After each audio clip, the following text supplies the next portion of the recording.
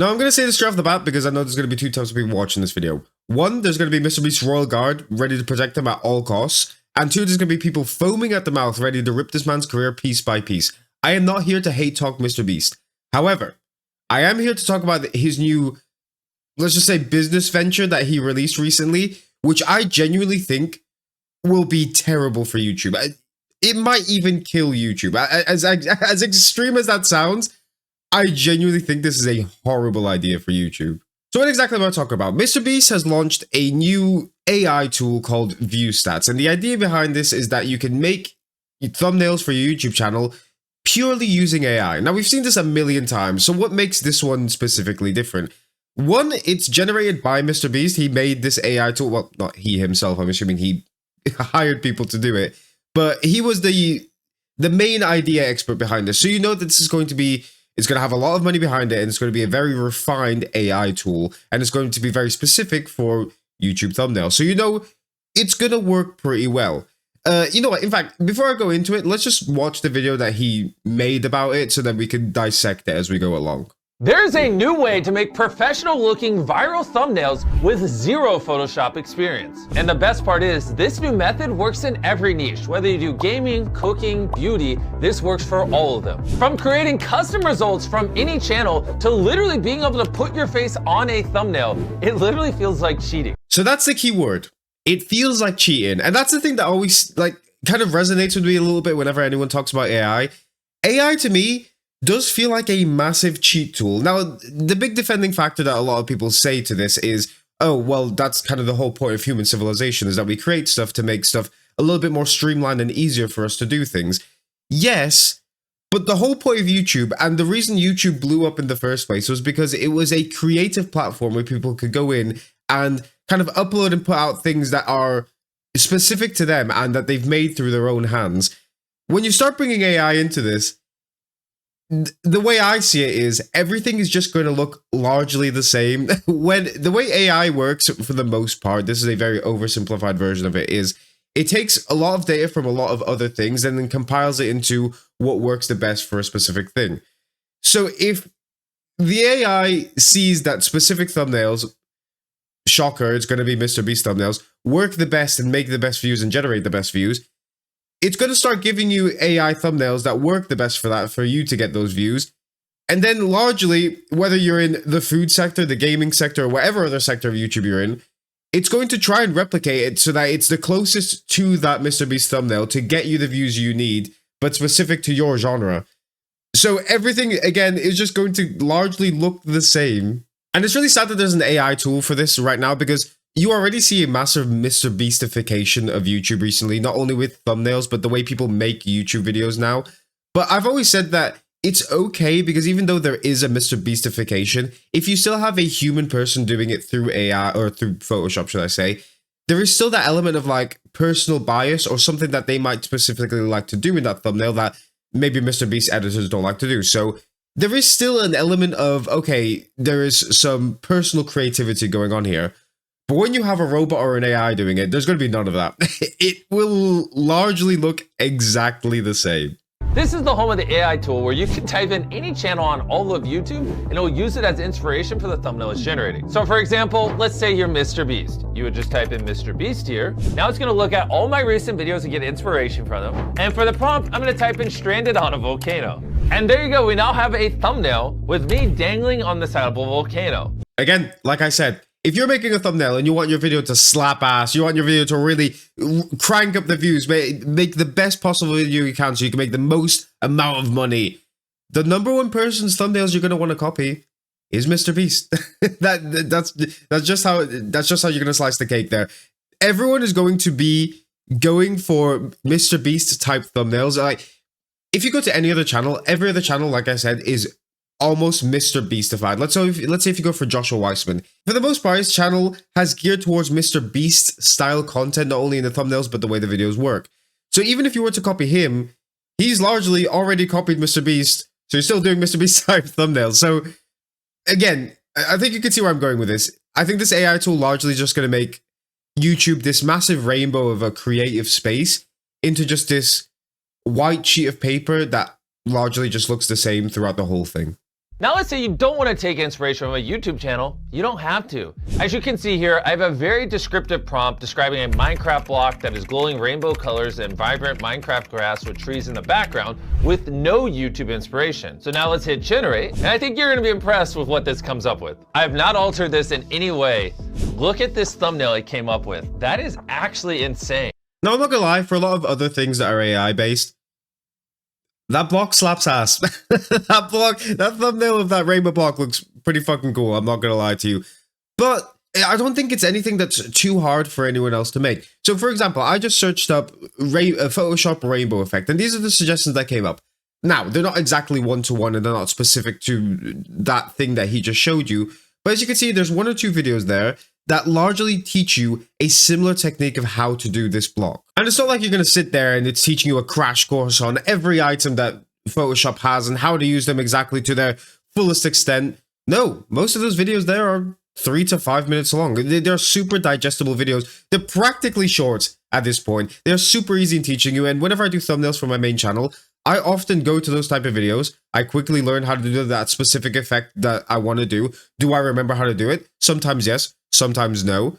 But it doesn't matter. I still get the same effect I want. And through those videos, when you learn that effect, you could still put your own twist on it. Because a lot of those videos are like, hey, if you want to do this, you can do this, and this is how you modify it and whatever. And you could put your touch to it. And that's why I love those type of things, because there's almost this hand-holding of like, hey, this is how you use Photoshop.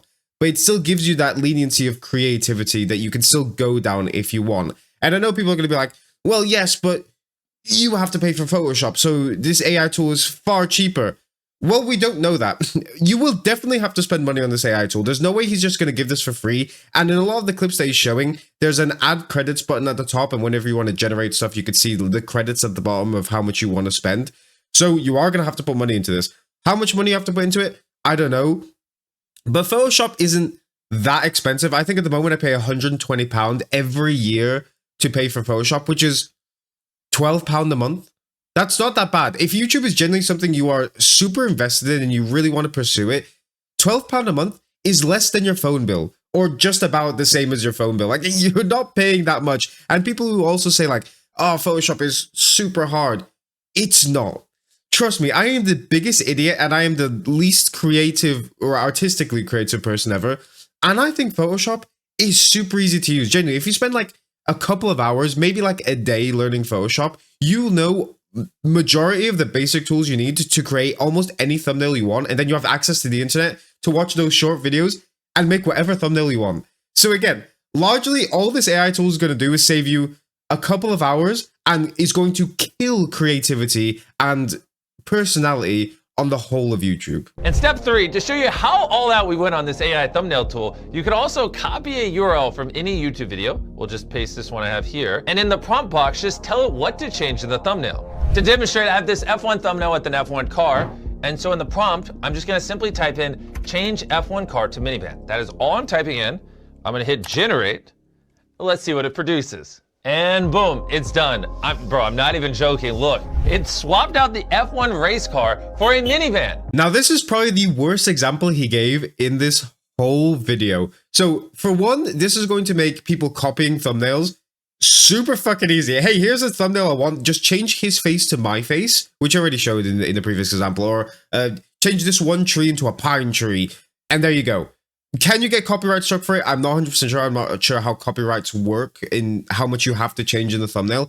But it should make people copying your stuff so much fucking easier. You don't even have to go into Photoshop and learn it yourself. Now you can just put it into the AI and just copy someone's thing in absolute seconds.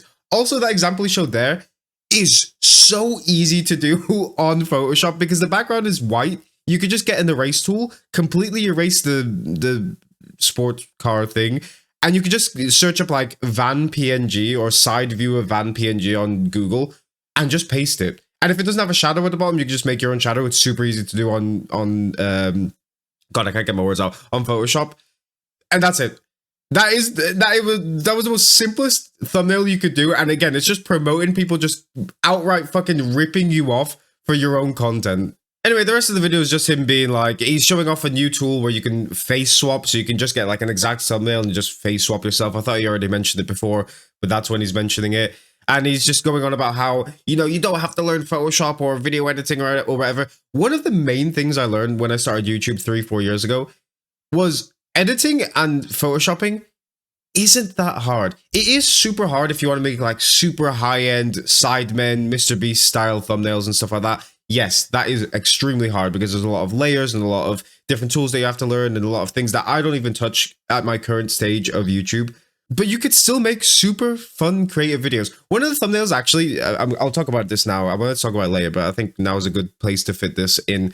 One of the thumbnails I love to copy, specifically for this channel, is Moist Critical's style of thumbnails, because you can copy his style of thumbnails without directly copying him, because all you do is you just take like a random picture of something that looks interesting, you stretch it out, and that's it. And because the view is stretched out, it looks very different to every other thumbnail there, because like I said, YouTube has been Mr. Beastified to a point where everything pops out, everything is colors, everything is symmetrical. So when you have a picture of something that looks very dull and is stretched out and looks almost really weird or uncanny valley-like, your eyes are going to be driven to that, because that's the one odd outlier there of your whole screen filled with like popping colors and everything. So that's an example of, you don't need to have these high-end, super high budget thumbnails for everything to work. Moist Critical has shown that you can have the lowest effort thumbnails and still generate a lot of views, because I think the thumbnails will just get you people to click on it, and then when they get into the video, that's the meat of the bones. I don't think thumbnails are like the biggest thing ever. I think they're super important in getting people to click on it. But one thing I've realized with my YouTube channel specifically is a lot of people click on my videos, they just don't sit and watch. And that is the thing that I think, if you want to be big on YouTube, that's the part you have to hammer down. That's the bit you have to be really, really good at, is getting people to sit and watch your video, not getting people to click on your thumbnail. Because you can have this AI tool thing making the greatest thumbnail of all time, but then no one's going to watch it. And if none of the like first 100 people are going to watch it, YouTube isn't going to push your content out, and then that's it. Nothing's going to happen. Now, since he's released this, a few people have expressed their discontent. Quite a few content creators like Point Crow and Jacksepticeye have already said, like, we fucking hate this. Jacksepticeye really went in. Jacksepticeye was like, don't fucking put my name out there. I don't want to be associated with this. This will fucking kill YouTube. I'll see if I can put the post up here so you guys can pause and read it yourselves. But yeah, he was not happy. If you remember that beef he had with Mr. Beast a couple of years ago, I think it was like a year or two ago now, about how Mr. Beast does his videos and everything is very automated.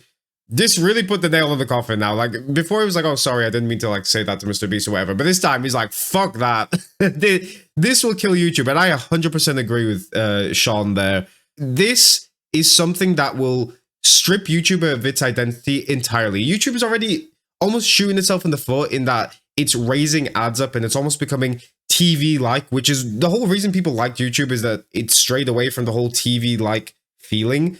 But now you're also bringing in like optimization and everything feeling the same, which is also something that TV suffered with a lot, is that a lot of channels and a lot of shows largely felt the same. You're stripping YouTube of what makes YouTube YouTube, which is personal creativity. And again, I will stress this till I fucking die.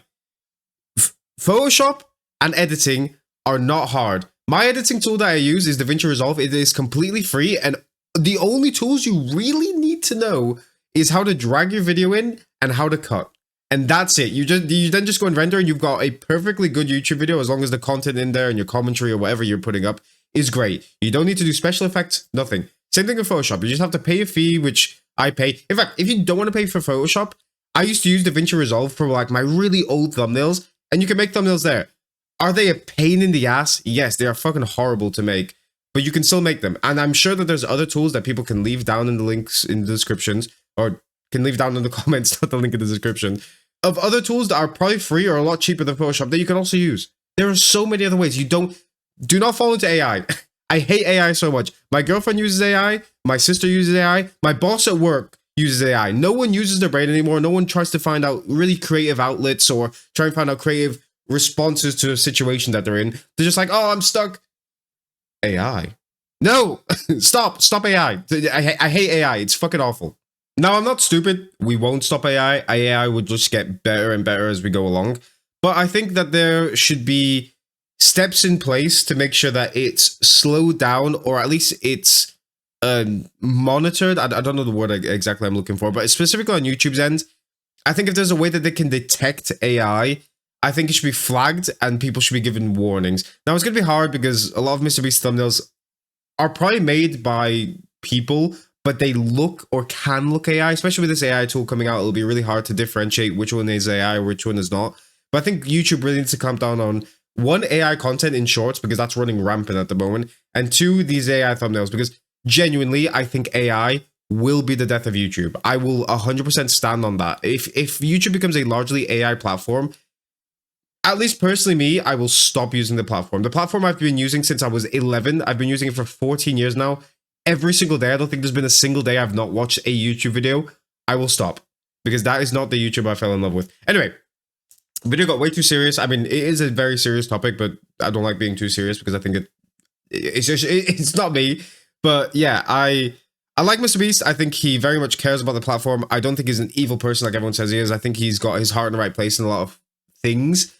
I don't think he's doing something evil here or sinister. I think he does genuinely like the platform and he wants to push it forward. But this is not the way forward.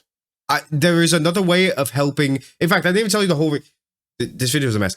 The whole reason he's doing this is to try and help smaller creators, you know, reach the same levels as the big creators. But again, that point is kind of null because, like I said, your thumbnail might be great, but if your video sucks ass, your video won't get pushed out, no one will watch it, and then largely that thumbnail doesn't mean anything. That's my opinion. Anyway, I'm going to leave it here. I need to go and play some Pokemon because I like Pokemon, and I also have a house to pack up because I'm moving. Thanks for watching. I'll see you guys later. Bye.